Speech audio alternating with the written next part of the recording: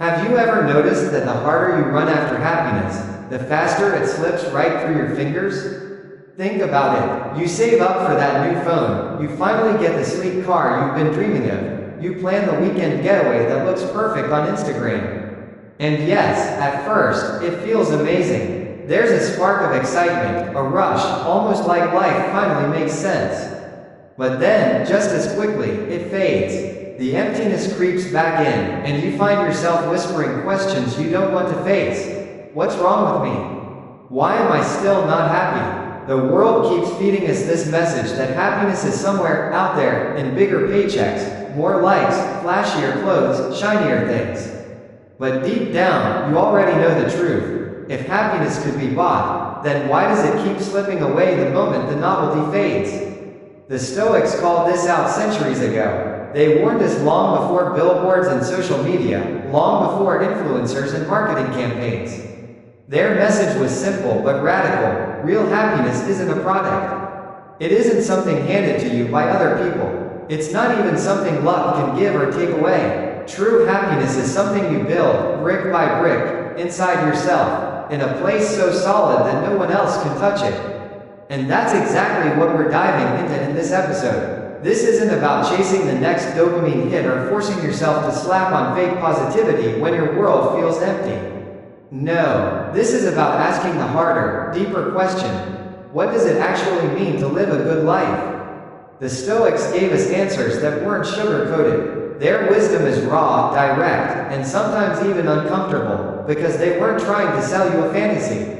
They weren't in the business of telling you what you want to hear. They told you what you need to hear, and that's why their philosophy still matters thousands of years later. So let me throw this challenge at you right now. What if the reason you're not happy isn't because something's wrong with you, but because you've been searching in the wrong place all along? See, happiness is not pleasure, but most of us confuse the two. We think if we pile up enough pleasures, life will finally feel complete. We treat happiness like a casino game, stacking little chips of joy. You buy the new sneakers, you binge your favorite series all night, you go wild at the party, you splurge on that thing you've been eyeing online for weeks.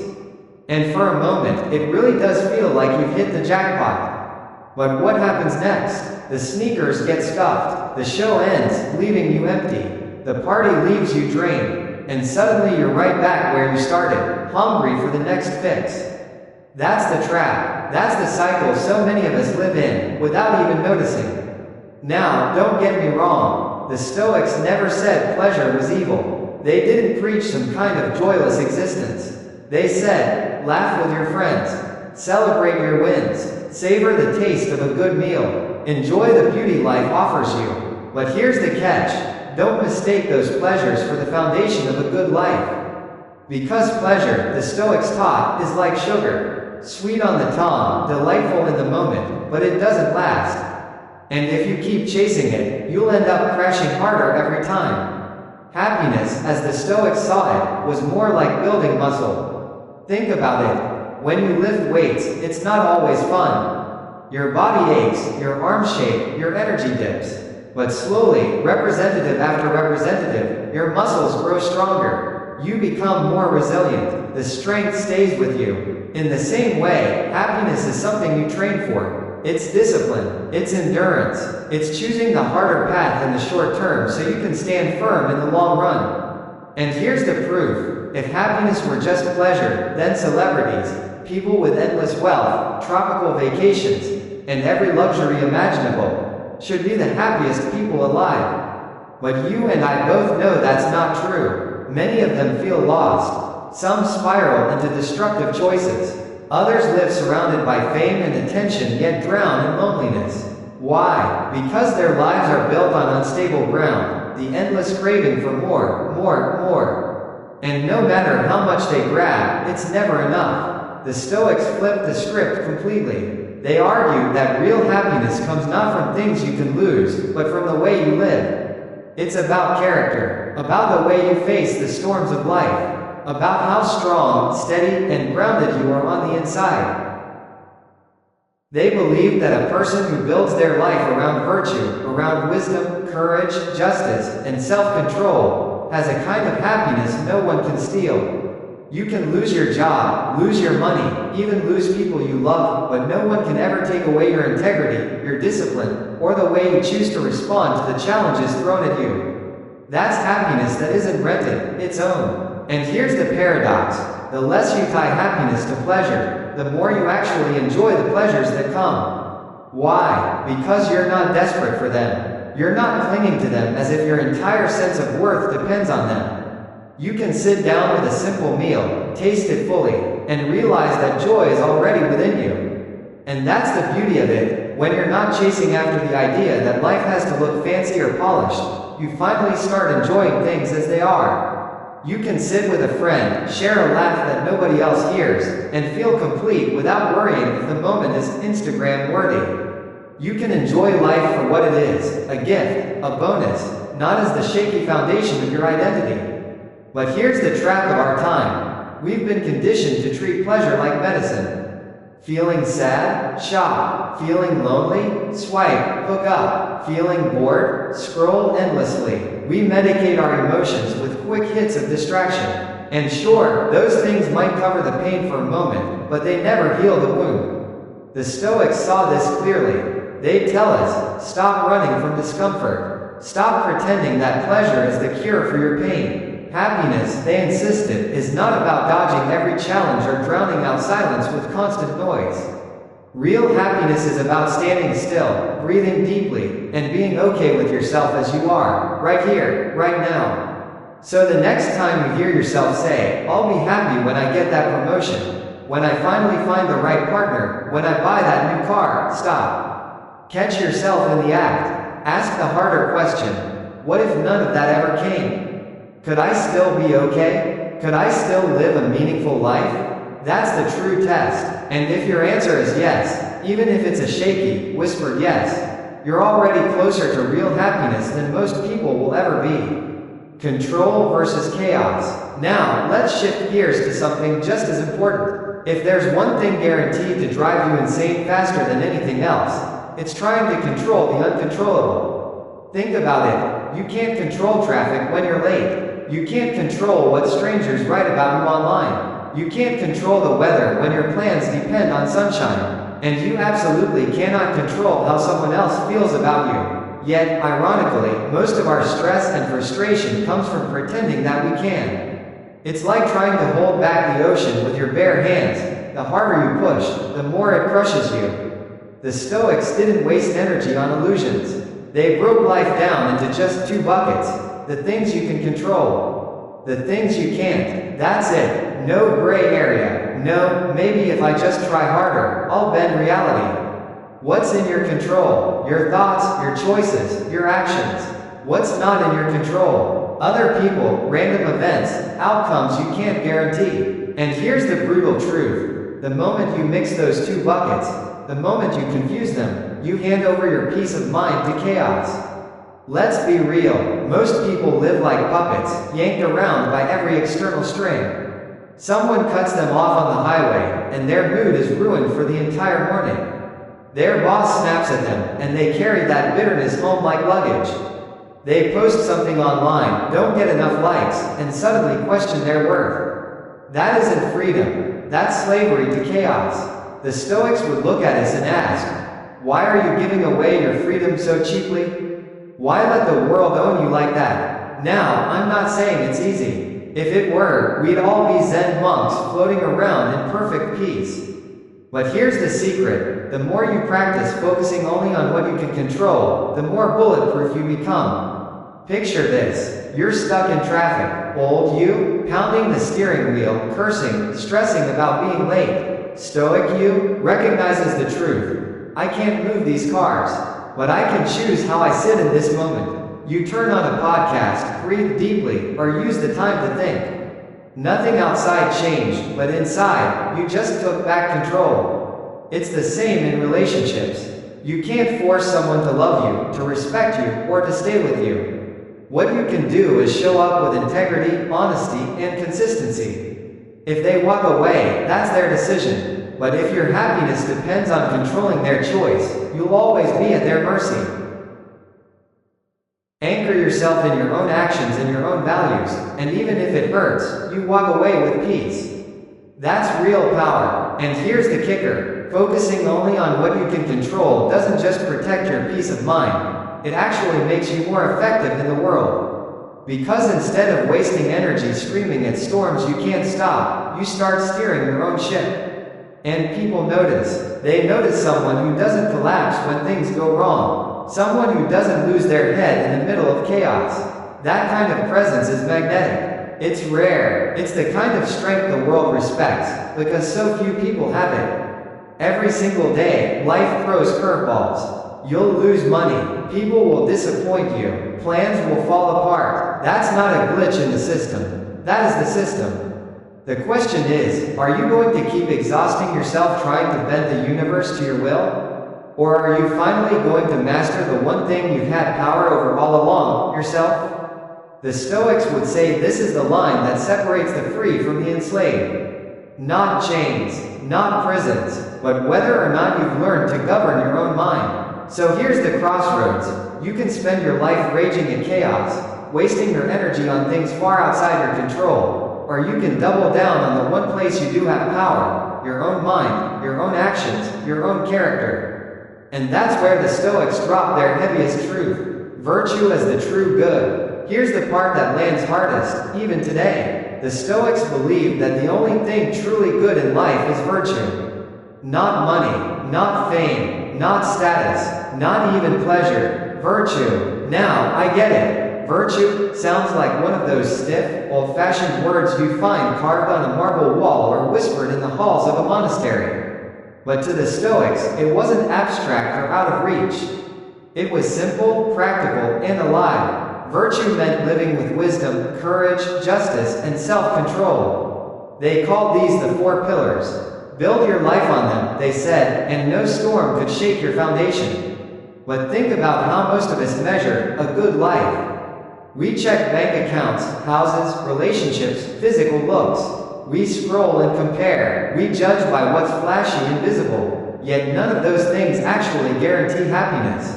Because here's the truth. You can have all the money in the world and still be miserable. If you're a coward who runs from every challenge, a liar who manipulates people, or someone who can't control their own cravings. And on the flip side, you can be broke, anonymous, living in a tiny apartment, and still feel unshakably solid, if you're wise, fair, disciplined, and brave. That's the Stoic message in its rawest form. Real value doesn't come from what you own. It comes from who you are. Take wisdom, for example. It's not about stuffing a library of facts into your head. Wisdom is about seeing clearly, knowing what matters and what doesn't. It's about making decisions aligned with reality, not fantasy. Courage, it's not just about running into burning buildings. It's about speaking up when it's easier to stay silent. It's about standing by your values when everyone around you pressures you to sell out. Justice, that's treating people right, even when it doesn't benefit you, because you recognize we're all part of the same human family. And self-control, that's the muscle of the soul, the ability to master your impulses, to rise above cravings, anger, or distractions that drag most people around like a dog on a leash. Now imagine a person who actually lives by those four virtues. That's someone you can trust, someone you admire, someone you'd want by your side when life gets rough. Notice how different that feels from admiring someone simply because they're rich or famous. Wealth can disappear overnight. Fame fades like smoke. But virtue? That's untouchable. No government can take it. No tragedy can erase it. No hater, no jealous rival can strip it away. Virtue is yours alone. And here's where it gets deep. If virtue is the only true good, then everything else, health, wealth, relationships, are not the core of happiness. The Stoics call them preferred things. Health is preferred, wealth is preferred, relationships, success, preferred. On the flip side, poverty, sickness, failure, dispreferred. But here's the catch, neither defines your worth. They're just circumstances, not the essence of you. The real test is how you carry yourself through them. The Stoics would say, show me your character, not in comfort, but in loss. Not in calm, but in temptation. Not just in success, but in failure. That's where I'll see if you're truly living a good life. And think about how relevant that is today. We've been trained to measure ourselves with the wrong yardstick. We scroll through highlight reels of vacations, jobs, bodies, and relationships, and we feel like we're behind. But deep down, we know better. None of that guarantees peace. A guy with a six-pack can still be insecure. A millionaire can still hate himself. A celebrity can still feel completely alone in a crowded room. But someone anchored in virtue? They can walk through fire and still keep their soul intact. That's a kind of success no algorithm can fake. So when the Stoics say virtue is the only true good, they're not trying to sound holy or preachy. They're giving you a survival guide. They're saying, stop measuring your life by what you can lose.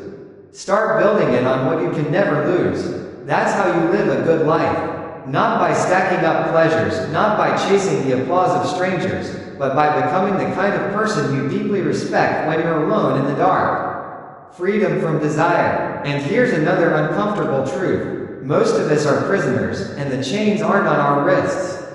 They're in our minds. The name of those chains? Desire. You know the feeling. I'll finally be happy when I get that promotion. I'll feel complete once I buy that car. I'll be enough when someone finally loves me. It's like we're all dangling carrots in front of our own faces, running faster, chasing harder, but never quite catching them. And this is exactly why the Stoics were so ruthless about desire. They saw it as one of the biggest traps blocking our path to peace. Desire is slippery. It's not obvious like anger or fear. It's tricky because it dresses itself up as motivation. It whispers, just one more thing. Just one more goal, just one more purchase, then you'll finally feel good. But what really happens the second you get that thing? The rush fades, the shine wears off, and almost before you've even unpacked it, a new desire pops up to take its place.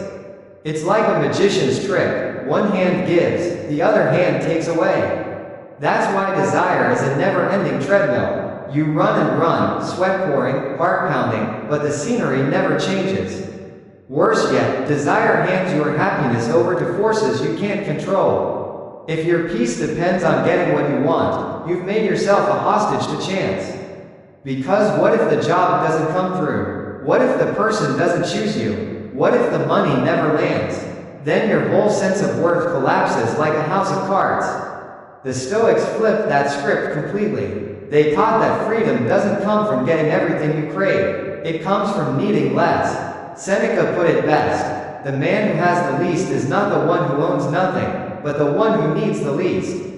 Sit with that for a moment. It's heavy. If you're content with a simple meal, you're free from being enslaved by expensive feasts. If you can enjoy your own company, you're free from being desperate for constant attention.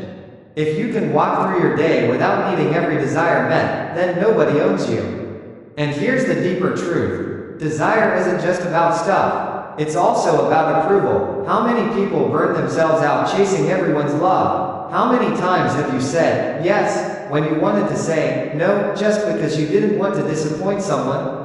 That's desire, too, the craving for validation. And once you realize you don't actually need everyone's approval to live a good life, you unlock a whole new level of freedom. You stop being a puppet dancing to other people's strings. Now, does this mean the Stoics wanted us to be robots with zero wants?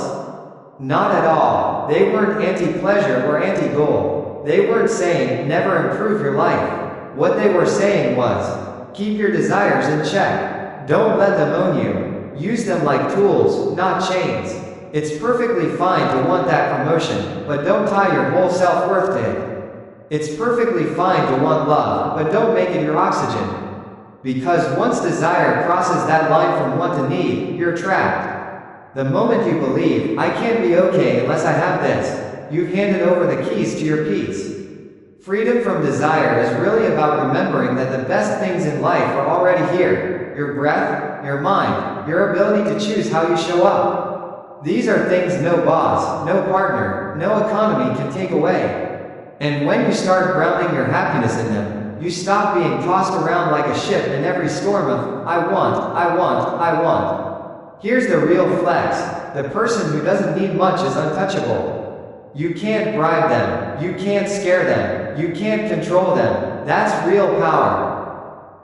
Not needing the world to hand you everything, but standing solid with what you already are. That's when you're finally free. Resilience in suffering. Let's be real, life is going to hurt. No matter how much money you make, how fit you get, how many followers you rack up, pain is non-negotiable. Someone you love will leave. Your plans will fall apart. Your body will get sick. Time will take people away from you. Most of us spend our lives trying to dodge suffering, as if playing the game right could somehow make us immune. But the Stoics didn't play that game. They didn't see suffering as a glitch in the system. They saw it as the system itself. Pain isn't the enemy, it's the training ground. Here's the problem with trying to avoid pain. The more you run from it, the weaker you get. Think about a muscle. If you never put it under stress, it stays soft. But if you push it, if you tear it and work it, it grows stronger. The Stoics believed the same about the soul. Every loss, every failure, every hardship is a chance to build resilience, to grow tougher, sharper, more grounded. It's not about enjoying pain, it's about refusing to let it break you. Marcus Aurelius, the Roman emperor who literally wrote his diary in the middle of war and plague, said it best: if you are distressed by anything external, the pain is not due to the thing itself, but to your estimate of it. Translation: pain happens, but suffering is optional. What destroys us isn't the event itself, it's the story we attach to it. Someone betrays you, you can decide, I'll never trust anyone again. Or you can decide, I'll get better at spotting who's worth my loyalty. You lose your job, you can spiral into, I'm worthless, or you can use it as a pivot to grow. Or, you can choose to see it differently. You can say, here's my chance to reinvent myself. Here's my moment to grow. The event is the same. The pain is the same. But the meaning? That's yours to choose. And here's where it gets powerful. Once you start viewing suffering as training, you stop being afraid of it. Instead of dreading the storm, you step into it, knowing it's going to shape you. You stop asking, why me? And start saying, why not me? Let this be my test. That one shift transforms pain from a curse into a forge. Yes, it burns. Yes, it scars. But it also builds. Look around you. The strongest people you know aren't the ones who had it easy. They're the ones who got knocked down again and again, and figured out how to stand back up. They've been through fire, and instead of carrying ashes, they carry wisdom. They carry scars that tell stories of survival, not defeat. That's resilience. Not pretending life doesn't hurt. Not pasting a fake smile over heartbreak, but facing the hit, feeling it fully, and then deciding, this will not define me. I'll define it. And here's the kicker. Once you learn resilience, you become unshakable. Most people fear losing comfort, but if you've learned how to endure, you're free. If you can handle heartbreak, failure, disappointment, rejection, and still stand, then life has nothing left it can take from you. That's the kind of power the Stoics lived by. A power that made them calm in chaos, steady in loss, even grateful in suffering. So the next time life hits you, don't just ask, how do I get out of this? Instead ask, what is this here to teach me? What muscle is this moment trying to build? Because resilience isn't born in comfort, it's born in fire. And the Stoics knew, if you can survive the fire without letting it steal your soul, you're already living a good life. The present moment is enough. Now, let's talk about something that might sting a little. Here's a hard truth. Most of us don't actually live in the present. Sure, our bodies are here, but our minds? They're either replaying the past or racing ahead to the future. You're lying in bed at night, but instead of resting, you're cringing over that dumb thing you said 5 years ago. Or you're stressing over what might happen next week, next year, next decade. It's like our minds are tourists, traveling everywhere except here. And that's exactly why so many of us feel restless, empty, and unhappy. Because we're living everywhere except in the only place life actually happens, this moment, right now. The Stoics were blunt about this. They said, the past is gone, you can't touch it. The future hasn't happened, you can't control it. The only thing you ever truly own is this present moment. That's where your power lives. Marcus Aurelius even wrote in his journal, confine yourself to the present. He wasn't trying to be poetic. He was giving himself survival instructions. Because every time you anchor yourself here, you cut off the endless anxiety that comes from trying to live in times that don't exist. Think about it. How much of your stress is about things that aren't even happening right now? You're not losing your job this second, but you're running endless scenarios in your head. You're not arguing with that person this second, but you're rehearsing comebacks. You're not even living the problem. You're living the anticipation of it. And sometimes, anticipation is worse than the real thing. The Stoics knew this. That's why they pushed so hard to return to now. Because usually, now is a lot more bearable than the movie we create in our minds. And when you actually live in the present, something amazing happens. Simple things become enough. Drinking a glass of water, feeling the sun on your skin, hearing someone laugh across the room. These stop being background noise and start becoming sources of peace.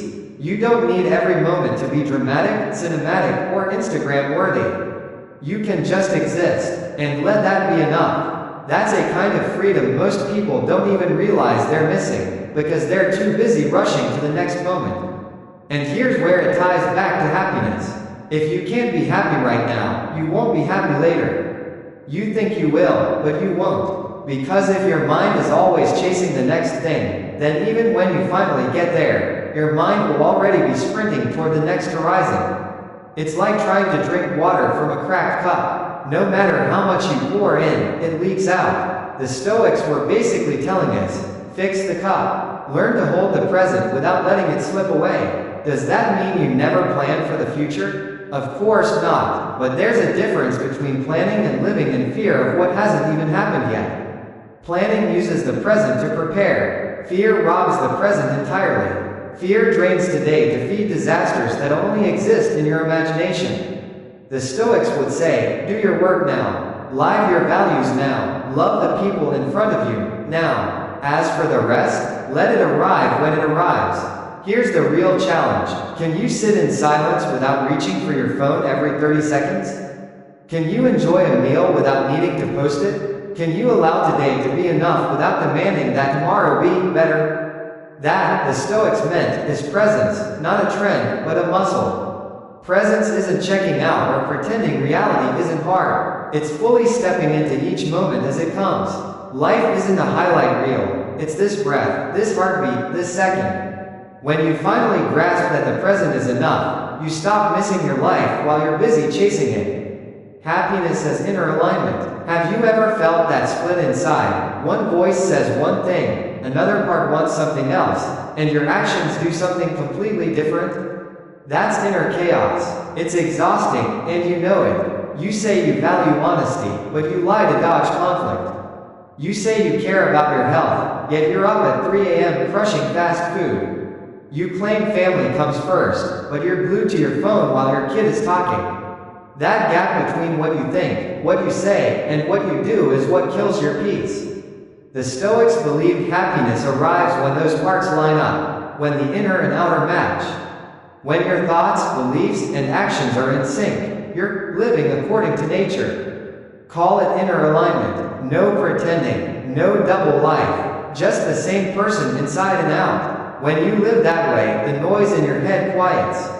You don't have to remember which mask you wore for which person. You don't carry the guilt of betraying yourself. You stand steady because you're not at war with yourself anymore. Think about how many people look fine on the outside yet are miserable inside because they know they're out of alignment. They chase money while their gut says they're selling their soul. They stay in a relationship that looks great online but feels like a cage. They smile at work while their heart screams for something real. That split eats you alive. It doesn't matter how good your life looks if you can't sit alone and respect the face in the mirror. Alignment isn't perfection. It doesn't mean you never mess up. It means you're honest about what matters, and you actually live by it. If discipline matters, you show up to the gym even when you're tired. If kindness matters, you don't trash talk people behind their backs.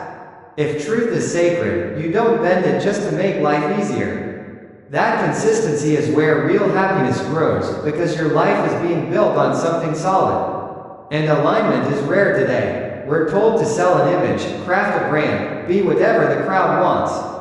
The Stoics would say, forget the noise. The only audience that matters is yourself. Are you proud of who you are when nobody's watching? If the answer is yes, you've already won. Does living in alignment make life easier? Not always. Sometimes it makes it harder. Speaking the truth can cost you. Doing the right thing may bring less applause. Choosing discipline over indulgence can feel rough. But here's the paradox. Even when the outside gets harder, the inside gets lighter, because you're no longer hauling around lies, guilt, and regret. That's a kind of freedom most people never taste. So ask yourself, where am I out of alignment? Where am I saying one thing but living another? Don't just think it, fix it. Piece by piece, choice by choice. When your mind, your values, and your actions line up, you don't have to chase happiness anymore, you become it. Detachment from external validation. Here's a tough pill. Most of us are addicted to approval. We act like we're free, but inside we're waiting for the world to clap. You post a picture and keep checking the likes. You do something good and secretly hope someone notices. You hold back your real opinions so people won't think you're weird. That's not freedom. That's, depending on approval, is like living in a prison with invisible bars. And the guards? They're everyone else's opinions. The Stoics spotted this trap a long time ago. They warned us, if your happiness depends on what other people think, then you don't actually own your happiness. You've outsourced it. And think about it, the worst part is that people's opinions are the most unstable currency in the world. Today they love you, tomorrow they cancel you. One day you're a hero, the next day you're forgotten. If your self-worth rides that roller coaster, you've signed up for a lifetime of anxiety. Picture it, every outfit, every word, every move weighed down by that nagging question. What will they think? And the kicker? They usually isn't anyone specific. It's just a blurry, shapeless crowd in your head. You're bending your whole life around shadows, and that's insane once you really stop and think about it. The Stoics pushed for detachment. Not detachment in the sense of being cold, bitter, or uncaring about others, but detachment in the sense of not letting your soul hang on the fragile thread of other people's approval. They taught that the only judgment that truly matters is your own. Ask yourself, am I living according to my values? Am I someone I respect? If the answer is yes, then applause or criticism doesn't change the truth. You stay grounded no matter how many opinions swirl around you. And let's be honest, when you stop chasing validation, you actually get stronger. People can sense it. Real confidence isn't loud bragging or flexing online. Real confidence is the quiet calm of someone who doesn't need to prove anything. That presence is magnetic. People are drawn to it because it's rare. In a world where everyone's begging to be seen, the one person who's fine without the spotlight shines the brightest.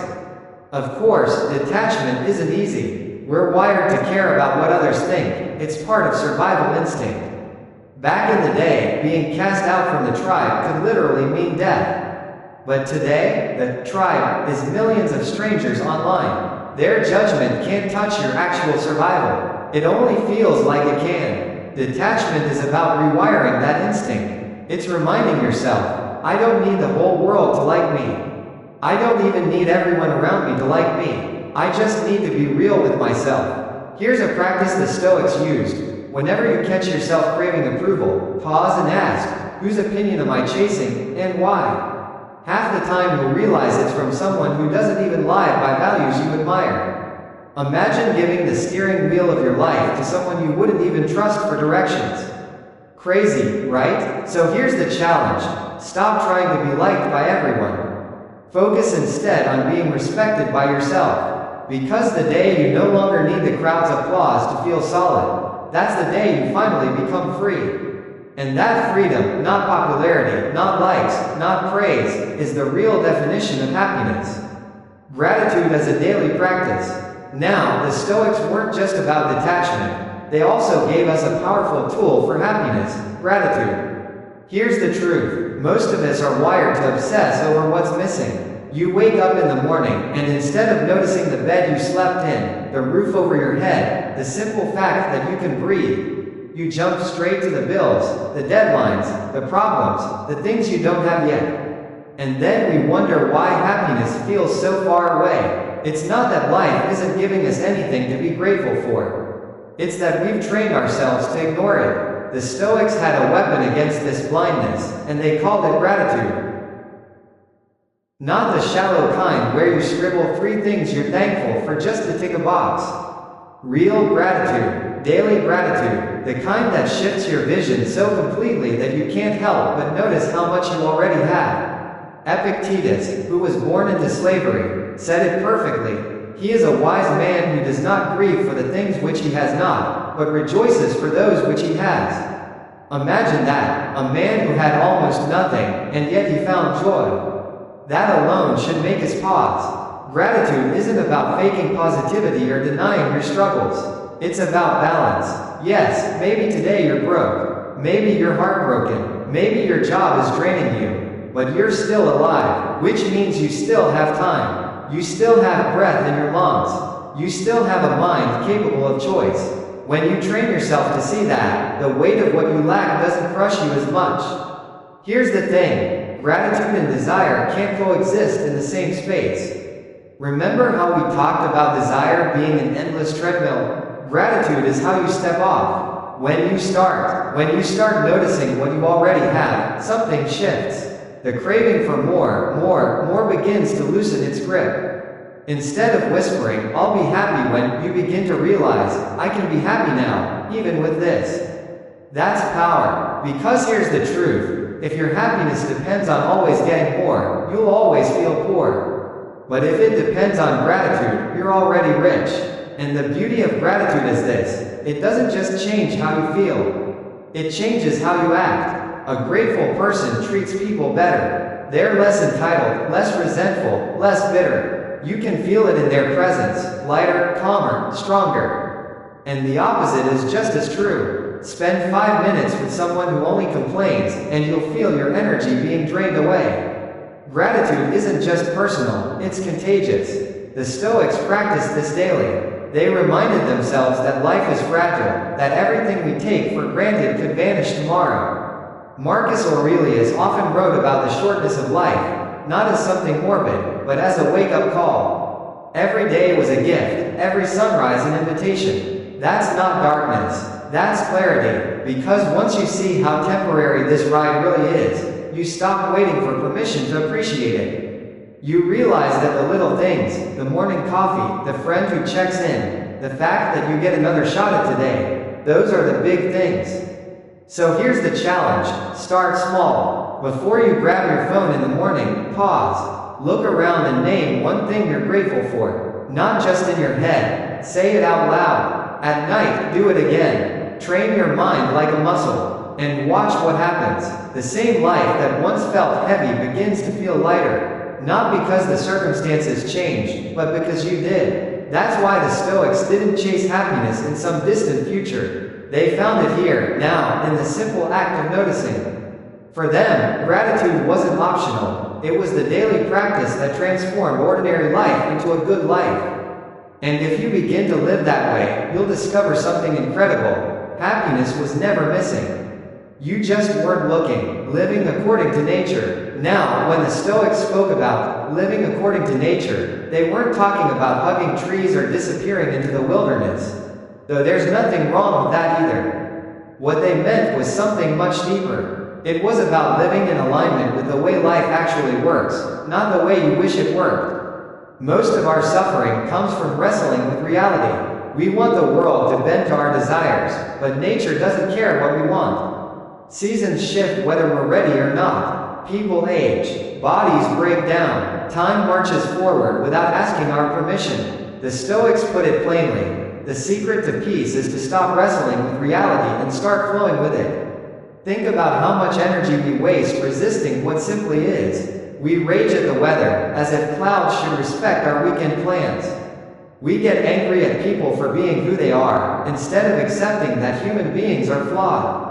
We obsess over how unfair life is, as if anyone ever promised fairness in the first place. That resistance is what drains us, not reality itself. Living according to nature means saying, "This is how it is." I can't change the whole game, but I can change how I play. And here's the truth. Nature already gave us the roadmap. We're born, we grow, we struggle, we die. That's the deal. Pretending it should be otherwise is like yelling at gravity because you don't want to fall. The Stoics weren't pessimists. They were realists. And they believed that by accepting life's laws, you actually discover freedom. Because once you stop demanding that reality be something else, you can finally work with it, instead of against it. But this wasn't only about death or change, it also meant living in harmony with human nature itself. With reason, with community, with our shared humanity. Marcus Aurelius compared people to hands and feet. We're built to work together. Living according to nature means recognizing that we're not meant for selfish isolation. We're meant to contribute, to cooperate, to help. So it's not just about accepting change or mortality. It's about honoring our design as human beings, to be part of something bigger. And here's where it gets personal. Living according to nature means letting go of the illusion of control over outcomes. You can control your effort, but not the results. You can control your character, but not your reputation. You can control your choices, but not the entire course of history. When you line up your energy with what's natural, effort over outcome, process over prize, you stop burning yourself out trying to control what was never yours in the first place. Look at water. It doesn't fight the rocks in its path. It flows around them, and over time, it shapes even the hardest stone. That's what it means to live according to nature, to adapt, to move, and to trust the process. Most people exhaust themselves trying to bulldoze reality into their own version of perfect. But the Stoics would tell you, let go of that fight. Flow, align, work with what is, not what you wish it was. And here's the real freedom. When you live according to nature, disappointment loses its sting. You stop expecting life to hand you perfection. Instead, you expect it to hand you challenges, and you train yourself to meet them. You don't demand immortality. You learn to appreciate the time you've been given. You don't waste energy whining that the game isn't fair. You focus on playing your part with dignity. That shift changes everything, because at the end of the day, nature always wins. You can resist it and suffer, or you can align with it and find peace. The Stoics chose alignment, and that's why, even in the middle of wars, exile, poverty, and loss, they still found a way to live a good life. Happiness is found in self-mastery. At the core of everything we've talked about, pleasure, desire, gratitude, presence, it all points to one thing, self-mastery. And here's the blunt truth. If you don't control yourself, you don't control anything. You can stack up wealth, status, and influence. You can buy every toy, every luxury, every distraction. But if your mind runs wild, if your emotions drag you around, if every impulse owns you, then you're not free. You're a prisoner in your own skin. The Stoics knew this well. That's why they believed real happiness is found in mastering yourself. Think about how most people live. They're slaves to cravings, food, sex, money, attention. They're slaves to anger, snapping at the smallest spark. They're slaves to fear, too scared to take risks, too scared to speak up. On the outside, they look like grown adults. On the inside, they're puppets being yanked around by invisible strings. That's not a good life. That's survival on autopilot. But self-mastery doesn't mean becoming some cold, stone-faced robot with no feelings. It means owning your reactions instead of being owned by them. It's the ability to feel anger without letting it drive you into foolish choices. To feel fear but still step forward. To crave comfort yet still choose discipline. Mastery is the space between impulse and action, and filling that space with choice. And here's where happiness comes in. Once you master yourself, nothing outside can shake you. If someone insults you and you're steady inside, you don't crumble. You choose your response. If life throws setbacks at you, you don't panic. You adjust. If desires whisper in your ear, you don't blindly obey. You weigh them against your values. That's real freedom, because no matter what storms rage out there, in here, you're steady. The truth is, self-mastery is rare. Most people avoid it because it's hard. It's easier to blame circumstances, to blame people, to blame bad luck. But the Stoics flipped the responsibility back onto us. Your life is yours. Your peace is yours. Your discipline is yours. You can't control the universe, but you can control yourself. And once you do, you stop being at the mercy of chaos. You stop needing perfect conditions just to be okay. You carry your peace with you, wherever you go. Think of Marcus Aurelius. He ruled the biggest empire in the world. He had palaces, armies, unimaginable power. And yet, he wrote to himself over and over, master your mind. Govern yourself. Because he knew all of it, palaces, armies, power, was worthless if he couldn't govern his own heart. And then there was Epictetus. Born a slave, beaten, owning nothing. Yet he said the same truth, no one is free who is not master of himself. Two men, from opposite ends of society, an emperor and a slave, arrived at the same conclusion. Happiness isn't in what you own. Happiness is in whether you own yourself. So how do you build it? Start small. When you feel the urge to snap, pause. When you crave comfort, push yourself just a little harder. When fear whispers, run, take one step forward anyway. Every time you choose mastery over impulse, you carve a little more freedom into your soul. Over time, that freedom becomes unshakable. Because here's the bottom line. Life will always throw storms at you. You can't stop the waves. But if you've mastered yourself, you can sail through them without sinking. That's what the Stoics meant by a good life. Not a life without pain. Not a life without chaos. Not a life without loss. But a life where none of those things get to own you. A life where you are steady, calm, and whole, no matter what. And that's where happiness lives. Not out there, not in someone else's hands, not in the next shiny desire. Happiness lives here, in you, in your ability to master yourself. That's the Stoic superpower, and once you discover it, you'll stop chasing happiness, because you'll realize you had it all along.